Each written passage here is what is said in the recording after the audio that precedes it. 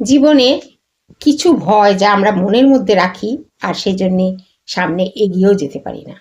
তার মধ্যে কিছু স্বাভাবিক ভয়, কিছু অস্বাভাবিক ভয়। স্বাভাবিক ভয়গুলো হচ্ছে যেমন লোকে কি বলবে, লোকের ভয়, ব্যর্থতার ভয় ২। ৩ নম্বর, লোকের সঙ্গে মিশতে না পারার একটা ভয়, লোকের সঙ্গে কথা বলতে পারে না, লোক দেখলে জড়সড় হয়ে যাওয়া, লোক দেখলে লুকিয়ে পড়া, সরে যাওয়া, এগুলো একটা ভয়। আর হচ্ছে কিছু নতুন করে শিখবো বলে এগিয়ে গিয়েও পিছিয়ে যাওয়ার ভয়। এই ভয়গুলো কিন্তু জীবনে স্বাভাবিক। আর কিছু অস্বাভাবিক ভয় আছে যেগুলো মানসিক অসুস্থ করে তোলে।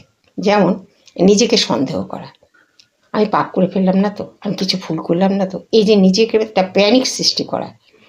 আর একটা হচ্ছে ছেলে মেয়েদের নিয়ে দুশ্চিন্তা, ওরা মানুষ হবে তো, ওরা ভালো হবে তো, ভবিষ্যতে আমাকে দেখবে তো, আমি ভালো থাকবো, এইসব অযথা ভয়। এই ভয়গুলো কিন্তু কোনো ব্যাপারই না। যদি আপনি মনে করেন যে এই ভয়গুলো সবারই হয়, সবার মধ্যেই আছে, তাহলে কিন্তু আপনি মন থেকে সরিয়ে ফেলতে পারেন আর নিজেকে আপনি দুশ্চিন্তা মুক্তও করতে পারেন। কিন্তু এই ভয়গুলো যদি মনের মধ্যে রেখে যান, তাহলে কিন্তু ভয় আপনাকে নিয়ন্ত্রণ করবে আর তখন আপনি অসুস্থ হয়ে পড়বেন মানসিক দিক থেকে। আর সেই সময় আপনাকে কিন্তু কোনো মনোবিদ দেখানোর খুব প্রয়োজন হয়ে পড়বে, যার কাছ থেকে এই ভয়গুলো থেকে বেরোবার কৌশল শিখতে পারেন।